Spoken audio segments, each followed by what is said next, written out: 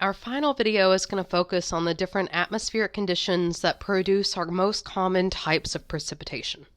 Things like rain, snow, sleet, freezing rain, and hailstorms. Our first slide covers the most common forms of precipitation, our liquid and some of our solid precipitation. So when it comes to liquid precipitation, we might just casually call it all rain. But in fact, we have to look at what size those liquid water droplets are in order to give them a name. Our biggest water droplet is rain, and this is going to have at least a 0.5 millimeter diameter, which is about the diameter of pencil lead if you use a mechanical pencil.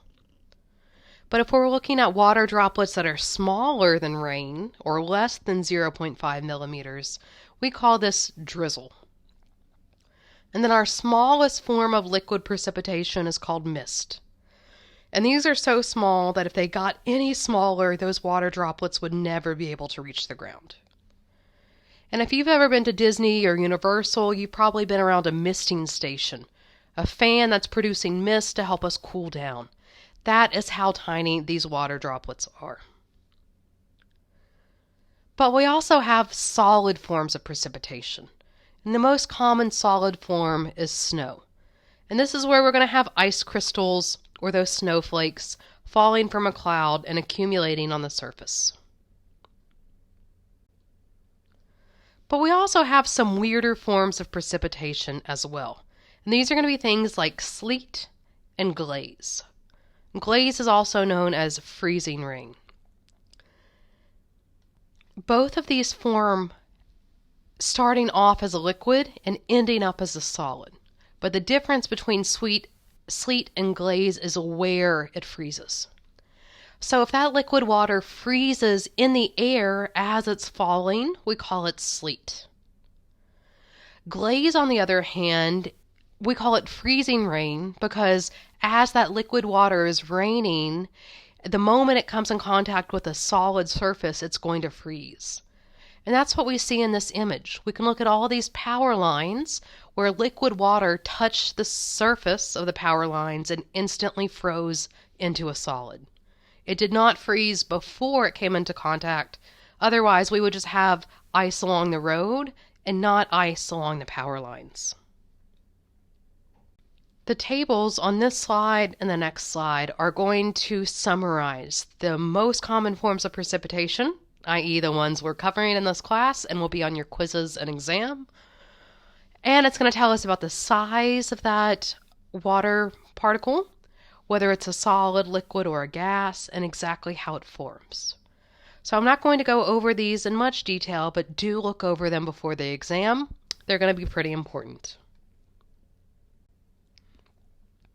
So our last slide, that table covered all of the ones we've covered so far. But what I'm leaving for last are some of the weirder forms of precipitation, which are called hail and graupel. Hail is going to be solid balls of ice. These are incredibly hard because it is solid frozen water. And it's not just tiny pieces of ice. These can be up to several inches thick. If you look at the damage of the car, each one of those holes in that back windshield was caused by a piece of hail, a single piece of hail. So hail is incredibly destructive. But it forms in a really unique way that we don't see any other type of precipitation forming in. And hail forms in those cumulonimbus clouds. Those are the ones of vertical development that go from really low elevations up to really high elevations. And this is going to be really important. It's going to need that really tall cloud because we're going to have what are called updrafts and downdrafts within the cloud. An updraft is going to be taking warm air from the surface and it's going to push it up the cloud, where it's going to cool down, and then the downdraft is going to push it down towards the surface. So if we have rain that's caught in these up and down drafts, it's going to constantly be cycling from the bottom of the cloud where it's warm to the top of the cloud where it's cold. It's going to start forming layers or concentric circles of ice. As that water moves from the warm surface to the cold top, it's going to freeze. But as it moves from the cold top back down to the surface, the outermost layer is going to melt a little bit.